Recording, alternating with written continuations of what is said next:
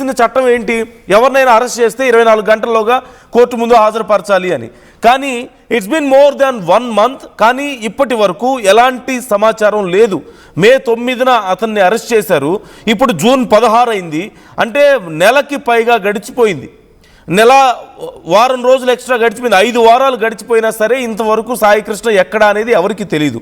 పోలీసులను అడిగితే ఒకానొక సమయంలో ఆ తల్లి చెప్తుంది నీ కొడుకుని చంపేస్తాం అని చెప్పేసి బెదిరించారని కూడా చెప్తున్నారు. మరి ఈలోపు ఏం జరిగింది? ఒక్కసారి అంబటి ఏమంటున్నారు ఒకసారి మీరే చూడండి. ఈ కేసుకు సంబంధించి చాలా కొత్త అనుమానాలకు మరింత బలం చేకూరుతుంది. Take a look. Gade Saikrishna మీద కొన్ని కేసులు ఉండటం, క్రిమినల్ బ్యాక్గ్రౌండ్ ఉండటంతో అతన్ని పోలీసులు స్వాధీనం చేసుకున్నారు, తీసుకొచ్చారు, కృష్ణలంకలో పెట్టారు. అక్కడ జరిగింది ఏమిటంటే కృష్ణలంకలో అతన్ని తీవ్రంగా హింసించారు. ఆ హింసించే క్రమంలో గాదే సాయికృష్ణ చనిపోయాడు. నాకు తెలిసిన సమాచారం మేరకు చనిపోతే ఏం చేస్తారు? సహజంగా లాకప్ డెత్ జరిగితే పోలీసులు కొడితే చనిపోతే ఏదో మసిపూసి మారేడుకాయ చేసేసి తల్లిదండ్రులకు అప్పచెప్పేసి రాజీ పెట్టేసుకుని వెళ్ళిపోతారు. కానీ విచిత్రం, పోలీసులు బాగా తెలివి మీరిపోయారు. అసలు రాజీలు లేవు, అప్పచెప్పటం లేదు, అసలు శవాన్నే మాయం చేసేద్దామని నిర్ణయించుకున్నారు. చిత్రం కదా ఇది. ఆ శవాన్ని కృష్ణలంక శ్మశాన వాటికకు తీసుకువెళ్ళి దహనం చేసేశారు. ఎలా దహనం చేశారో తెలుసా? ముందు ఒక కానిస్టేబుల్ కూర్చుంటాడు, వెనక కానిస్టేబుల్ కూర్చుంటాడు, మధ్యలో శవం ఉంటుంది. 2 వీలర్ మీద తీసుకువెళ్తారు, అక్కడ దహనం చేస్తారు, ఆ బూడిదను మాయం చేస్తారు. ఇది జరిగినటువంటి సంఘటన. అయితే గాదే సాయికృష్ణ మీద కొన్ని కేసులు ఉండటం, క్రిమినల్ బ్యాక్గ్రౌండ్ ఉండటంతో అతన్ని పోలీసులు స్వాధీనం చేసుకున్నారు, తీసుకొచ్చారు, కృష్ణలంకలో పెట్టారు.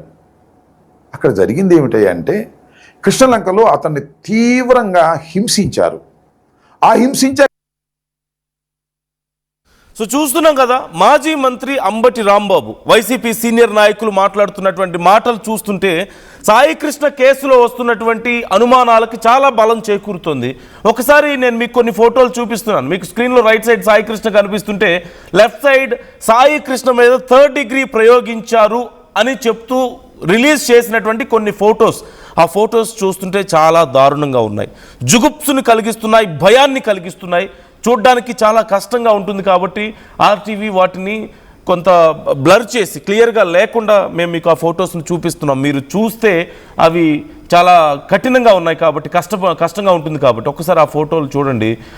ఆ ఫోటోల్లో ఆ సాయికృష్ణ అనే వ్యక్తి గోళ్ళు పీకేసినట్లుగాను చాలా దారుణంగా అతన్ని హింసించినట్లుగా అక్కడ మనకి అర్థమవుతుంది. సాయికృష్ణకి సంబంధించిన ఫోటోలుగా వీటిని చెప్తున్నారు. ఇవే కాదు, ఒళ్ళంతా అతనికి చాలా తీవ్రమైనటువంటి గాయాలు, చాలా భయంకరమైనటువంటి దెబ్బలు, ఇంటర్నల్గా చాలా డ్యామేజ్, బాడీ అంతా కూడా చాలా డ్యామేజ్ అయినట్లుగా, అనేక ఫ్రాక్చర్స్ అయ్యాయంటూ కొన్ని ఫోటోలు చూస్తే మనకు అర్థమవుతుంది. ఒక్కసారి మీరు చూడండి, ఆ ఫొటోస్ చూడండి, ఒక్కసారి మీకు అర్థమవుతుంది. ఇంకా కొన్ని ఫొటోస్ ఉన్నాయి, PCR try to play that. ఒక్కసారి ఇక్కడ ఆ ఫోటోలో మీకు ఆ కాళ్ళకి గోళ్ళు పీకేసినట్లుగా కనిపిస్తున్నాయి. It's very horrible to see. ఖచ్చితంగా ఆ ఫొటోస్, అందుకే మేము ఆ ఫొటోస్ని క్లియర్గా మీకు చూపించడం లేదు. సో అంత దారుణమైనటువంటి 3rd డిగ్రీ. అదిగో అక్కడ ఇంకొక ఫోటో మీకు కనిపిస్తుంది. అతని వేళ్ళన్నీ కూడా చూడండి ఎర్రగా కమిలిపోయి ఆ నెయిల్స్ అన్ని తీసేసినట్లుగా, అంటే గోర్లు పీకేసినట్లుగా ఉన్నటువంటి మరొక ఫోటోను కూడా నేను మీకు చూపిస్తున్నాను. ఇలాంటి ఒక దారుణమైనటువంటి చిత్రహింసకు అతను గురయ్యాడు అంటూ ఇప్పుడు కొన్ని ఫొటోస్ బయటకు వచ్చాయి. అండ్ అంబటి రాంబాబు కూడా ఇదే విషయాన్ని ప్రస్తావిస్తున్నారు. This is very disturbing content. మేము చూపిస్తున్నటువంటి ఫొటోస్ కానీ వీడియోస్ కానీ చూడడానికి చాలా కఠినంగా ఉండొచ్చు, జాగ్రత్తలు తీసుకోవాలని ఆర్టీవీ మీకు సూచిస్తుంది. Viewers description is highly advised. ఈ ఫొటోస్ చూడడానికి చాలా కఠినంగా ఉంటాయి, సున్నిత మనస్కులు కొంచెం కలవరపడవచ్చు, బాధపడవచ్చు ఇలాంటివి చూసి. సో మిమ్మల్ని బాధ పెట్టడం మా ఉద్దేశం కాదు, కాకపోతే ఉన్నటువంటి విషయాన్ని క్లియర్గా చెప్పడమే ఆర్టీవీ ఉద్దేశం. ఈ అంశానికి సంబంధించి మొదటి నుంచి ఆర్టీవీ ఫాలోఅప్ చేస్తూనే వస్తుంది, గ్రౌండ్ లెవెల్లో అసలు ఏం జరిగిందనే తెలుసుకునే ప్రయత్నం చేస్తోంది. ఇప్పుడు ఈ ఫోటోలు చూసిన తర్వాత మరిన్ని అనుమానాలకి చాలా బలం చేకూరుతోంది. ఒక్కసారి మా ఏపీ ఇన్పుట్ ఎడిటర్ కృష్ణమోహన్ కూడా మనతో జాయిన్ అవుతున్నారు. ఇప్పుడు కృష్ణమోహన్ అడిగి మరిన్ని డీటెయిల్స్ తెలుసుకుందాం. కృష్ణమోహన్, సాయి కృష్ణ ఇక లేడు, పూర్తిగా అతన్ని తీసుకువెళ్ళిపోయి అతన్ని చిత్రహింసలు పెట్టి 3rd డిగ్రీ ఇచ్చి అతను ప్రాణాలు కోల్పోతే లాకప్ డెత్ అయితే తీసుకువెళ్ళి కాల్ చేశారు అని చెప్పేసి అంబటి రాంబాబు చెప్తున్నారు. అండ్ కొన్ని ఫొటోస్ కూడా ఇప్పటికీ ఆర్టీవీ ఎక్స్క్లూజివ్గా వ్యూవర్స్కి చూపిస్తూ వస్తుంది. సో ఎలా చూడాలి? ఇప్పుడు ఓ పక్క కోర్టు ఏమో 29th సాయికృష్ణని జూన్ 29th సాయికృష్ణని కోర్టులో ప్రవేశపెట్టాలని చెప్పింది. మరోవైపు ఈ ఫోటోలు ఈ వీడియోలు ఇలాంటి ఒక సమాచారం బయటికి రావడం, అంబట్ లాంటి వాళ్ళు వచ్చి ఇలాంటి సమాచారాన్ని బయటికి చెప్పడం, how can we understand this situation? ఇక సాయికృష్ణ లేడు అనే మనం కూడా అనుకోవాలా?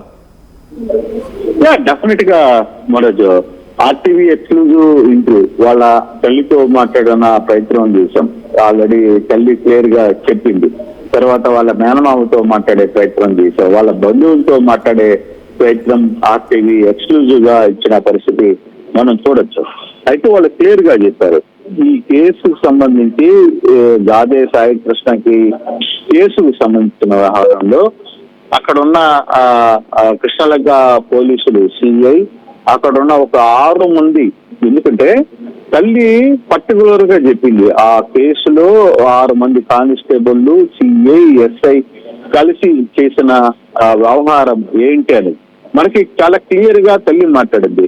సార్, నా బిడ్డ గోర్లు పిక్కారు, తర్వాత కాళ్ళ వేరు ఉన్న ఎన్ని పిక్కారు, చివరికి ఇష్టారాజ్యంగా కొట్టారు, తల ఎరిగిపోయింది, చెడిపోయిన తర్వాత కనీసం మాకు సమాచారం ఇవ్వకుండానే తెల్లవారుజామున 3 గంటలకి దాన సంస్కరణలు కూడా పూర్తి చేసి ఈ వ్యవహారాన్ని అంతా కూడా క్లోజ్ చేశారు. రేపు 29వ తారీఖు ఖచ్చితంగా హైకోర్టు ఒక ఇచ్చింది, అతనికి బంధువులు అతన్ని ప్రవేశపెడతారా లేదా అనేది. కాకపోతే చనిపోయిన వ్యక్తిని ఎలా తెస్తారు? అసలు అది అర్థం కాని పరిస్థితి. ఆర్టీవీ ఈ వ్యవహారాన్ని ఎంత లోతుగా వెళ్ళిందా అనేది కూడా మనకి అర్థమవుతుంది. చాలా కుటుంబ సభ్యులతో మాట్లాడుతున్నప్పుడు కావచ్చు, లేకపోతే వాళ్ళ ఫ్యామిలీ మెంబర్స్ తో మాట్లాడుతున్నప్పుడు కావచ్చు, వీళ్ళన్నిటి మీద కూడా జరుగుతున్న వ్యవహారంలో ఓకే నిజంగానే గాదా సాయికృష్ణ మీద 2 NDW ఉన్నాయి. దాంట్లో ఏమి వాళ్ళు కూడా డినై చేయట్లా. వాళ్ళు ఖచ్చితంగా చెప్తున్నారు, సార్ మా వాడు కొంచెం చెడుదారి పట్టారు, చెడుదారి పట్టిన తర్వాత వాడి మీద మేము వాడిని అరెస్ట్ చేశారని, మార్కాపురం నుంచి తెచ్చారనే వ్యవహారం మాకు తెలిసినప్పుడు కూడా మేము ఎవరు పోలేదు. కాకపోతే వాడికి భయం ఉండాలి అనే ఒక ప్రయత్నం అయితే మేము చేశాం. కాకపోతే ఈ లోపల తల్లి దాదాపుగా 15 రోజులు అక్కడికి వెళ్తున్నప్పుడు కూడా అక్కడ ఎవరు రెస్పాండ్ కాలని పరిస్థితి. కనీసం సిఐ మాట్లాడిన తీరు కావచ్చు, లేకపోతే పోలీసులు అసలు ఏం చెప్తున్నారు? కోర్టు ఏమో 29వ తారీఖు తమ ముందు ప్రజెంట్ చేయాలని చెప్పి అడిగింది, ఖరాఖండిగా చెప్పింది. కోర్టు చాలా సీరియస్ గా చెప్పింది. హెబియస్ కార్పస్ పిటిషన్ వేశారు తల్లిదండ్రులు.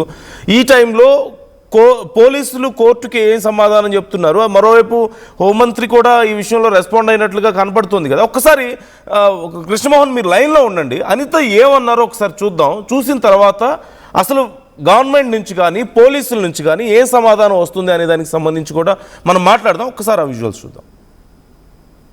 నగరంలో లాకప్ డెత్ జరిగింది అనేది ఒకటి తెలుస్తుంది, అదొక ఇష్యూ. రెండవది ఒక పడమట పోలీస్ స్టేషన్ నుంచి కూడా ఒక కేరళకి సంబంధించిన ఒక డ్రగ్స్ మాఫియా తప్పించుకొని వెళ్ళిపోవడం, ఇవన్నీ కూడా వరుసగా జరుగుతున్న పరిస్థితి. మీ నోటీసులో ఉందా ఇది? నోటీసులకు వచ్చినాయండి. దాని మీద ఎంక్వైరీ చేయమని చెప్పడం జరిగింది. ఆ ఎంక్వైరీ రిపోర్ట్ వచ్చిన తర్వాత అది పోలీస్ అయినా ఎవరైనా మేము చర్యలు తీసుకోవడం తప్పదు కదా, చర్యలు తీసుకోవాలి, డెఫినెట్గా తీసుకోవాలి. ఒకటే నేను చాలా సందర్భాల్లో చెప్పాను, నేరం చేసినోడికి వృత్తి ఉండదు, నేరం చేసినోడికి కులం ఉండదు, నేరం చేసినోడికి పార్టీ ఉండదు. సో నేరం చేసినవాడు ఎవడైనా నిరూపితం అయితే కంపల్సరీగా దానికి తగ్గ శిక్ష ఉంటుంది. అంటే 29 కోర్టులో కూడా హాజరుపరచాలని చెప్పి దాని మీదేనండి. దాని మీద ఆల్రెడీ మేము డిపార్ట్మెంట్ వాళ్ళకి మేము ఇవ్వడం జరిగింది, ఆర్డర్స్ ఇవ్వడం జరిగింది. వాళ్ళు కూడా ఎంక్వైరీ చేస్తున్నారు. As an enquiry Vijayawada. So మనం చూస్తున్నాం కదా అనిత ఏమంటున్నారో.